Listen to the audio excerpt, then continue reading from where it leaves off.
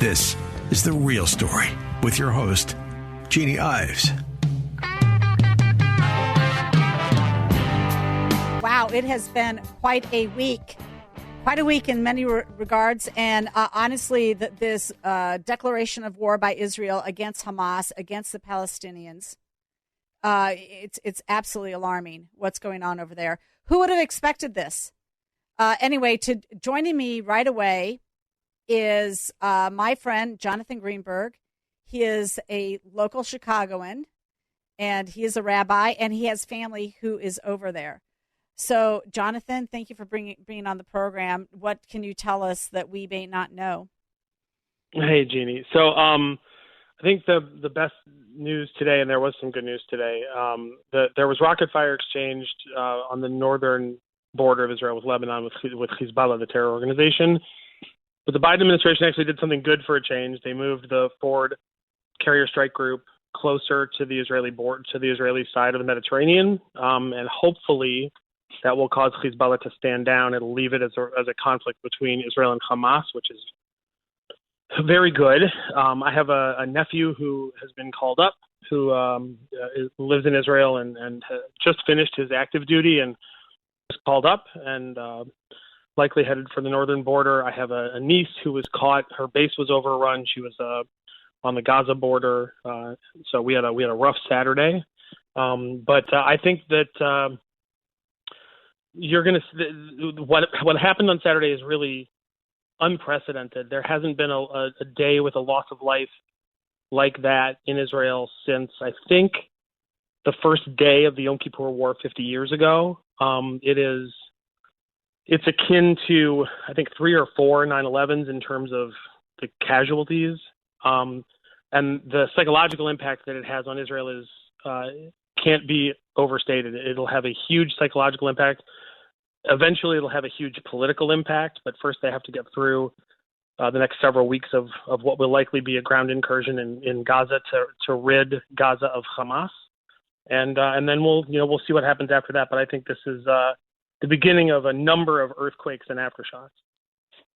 Well, I mean, there's no doubt that that most people think that Iran is behind this. And sure. The fact that we just gave them $6 billion or released them their own money of $6 billion, no doubt that plays a part in this. You've also got a feckless leader in Joe Biden. I mean, it's an easy call to send the USS Gerald Ford over to the other side of the Mediterranean as a deterrence factor and hopefully a stand down factor for Hezbollah on the northern border. That's like pro forma. Like, no kidding, you're going to be doing that.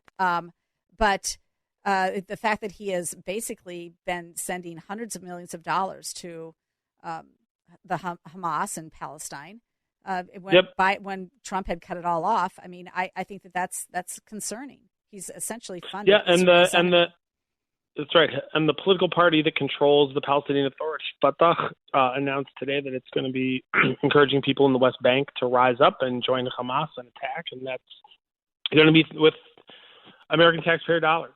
So it's we've definitely been funding Palestinian terror. Some of the hostages that have been taken by Hamas are American citizens. So you've got American citizens kidnapped by Hamas, courtesy of Iran, which we are now helping to fund, which we've curtailed sanctions on under the Biden administration. Trump piled them on, so it's, wait, didn't we just pay off the Iranians to release some prisoners? Yeah, there was a prisoner exchange where we released I think it's $6 billion of frozen assets. But look, what I try to explain to people is that's essentially a payoff. If you have a certain amount of money that you can spend every year, and then somebody gives you $6 billion, that frees up $6 billion of other dollars for you to spend however you want. All of a sudden, you have $6 billion of free spending that you can do. So, thankfully, for money's fungible, and it's whenever you give them money for one thing, people are saying, well, that's only for humanitarian and supplies and medicine and things. But sure, it is, but that's less money they have to spend on medicine that they can spend on terrorism, which is exactly what they'll do with it. At the end of the day, I mean, there's no doubt that the Israeli response will be strong and swift and devastating. Are they hopefully decisive? Yeah, and well, hopefully decisive, but decisive means essentially flattening Palestine. And then what? Yeah. So I think the most likely scenario is that, and again, this is assuming Israel means it, because the last several of these, Israel hasn't meant it, and they haven't gone into Gaza, but this is very different. Obviously, the loss of life in Israel right now is unbelievable. The hostage taking is unbelievable. The videos that we're seeing are disgusting and difficult to watch. I think the most likely outcome is that Israel does in fact go in. Probably a lot of soldiers, hundreds of Israeli soldiers, I would guess, will lose their lives. But they will root out Hamas. They'll kill all the leadership of Hamas. They'll destroy the ability of the organization to militarily function. They'll hand it over to the Palestinian Authority in some manner, along with a security apparatus that allows those people to take and keep control of Gaza. And that's what I imagine will happen. And we'll see if it works. But I think certainly militarily the next few weeks, there will be a massive ground incursion. And people shouldn't have any illusions about this. The Israeli army is a very good army, but they're ready for them in Gaza. They have, booby-trapped houses and landmines, and they have plenty. You saw they have drones, and they have an unbelievable arsenal in Gaza, and they're ready to use it against the Israeli army, and they will. And people shouldn't be surprised when hundreds and maybe even 1,000 or more Israeli soldiers die. It's going to be bloody. But I think Israel is resolved now that this is the only way to do it. By the way, I've been saying for 20 years that they should have done it, and it would have been easier 20 years ago. A lot fewer people would have died. But putting off hard decisions is always easier. Well, and I know we had talked before, and you had essentially say they'll go through the war fighting portion of this. They'll come to some sort of agreement, and you think it's just going to continue to be the same situation. At the end of the day, politically speaking, is there going to be a change in Palestine? The only way that happens is if Israel actually does go in and flatten Hamas. A day ago, based on past behavior, I said that I didn't think they had the political will.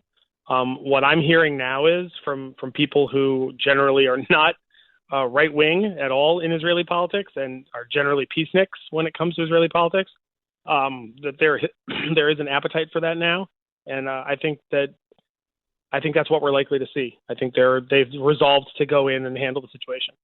Okay, well, thank you so much. I appreciate your more informed look at this situation. It's better information than I think that we can read sometimes. But I will tell you, in my opinion, under Joe Biden, the world's become a much more dangerous place, and this is another example of how feckless leadership has led to this type of devastation.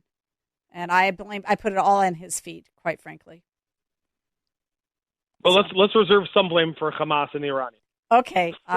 Yes. All right. We will. Well, thanks again. That's Jonathan Greenberg joining me on the radio tonight. Again, he's a local Chicagoan, family over there. He's lived and traveled over there. He's studied over there. And has kept up to date on all of this stuff. So thanks a lot for joining me. Appreciate that. Thanks, Jeannie. Okay, great.